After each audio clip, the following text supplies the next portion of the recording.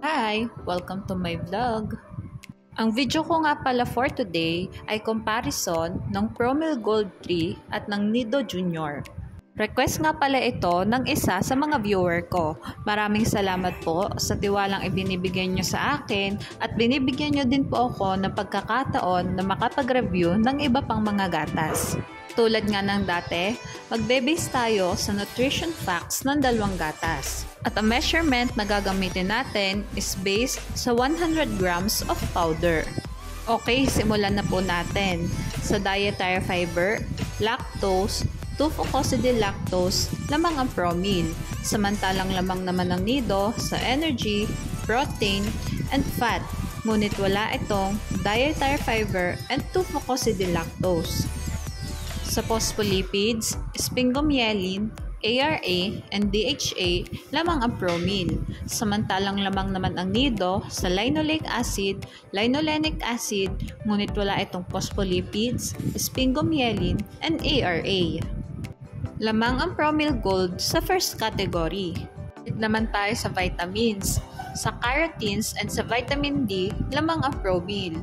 Samantalang lamang naman ang Nido sa vitamin A, vitamin E, vitamin K, vitamin B1, and vitamin B2. Ngunit wala itong carotenes. Sa vitamin B6, lamang ang Promil. Samantalang lamang naman ang Nido sa vitamin B12, niacin, folic acid, pantothenic acid, biotin, and vitamin C. Lamang ang Nido sa vitamins. Mag-proceed naman tayo sa minerals.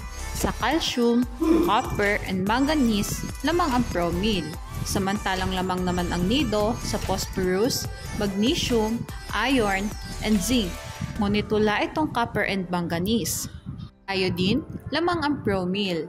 Samantalang lamang naman ang Nido sa sodium, potassium, chloride, and selenium. Lamang ang Nido sa minerals. And sa other nutrients naman tayo. Ang Promil ay may nucleotides, taurine, lutein, choline, and inositol na wala ang Nido. Ngunit ang Nido naman ay may probiotics na wala ang Promil Gold. Lamang ang Promil Gold sa other nutrients. Ito naman guys yung price ng dalawang gatas na kinuha ko sa Lazada. Paalala guys, pwedeng mag-iba yung presyo ng dalawang gatas na ito depende kung saang store nyo sila titingnan. Maswerte nga ako at merong 2.4 kg na kilo ng parehas ng gatas na ito.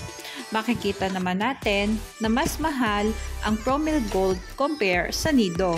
Ang difference ng presyo nila ay nasa 1,716 pesos.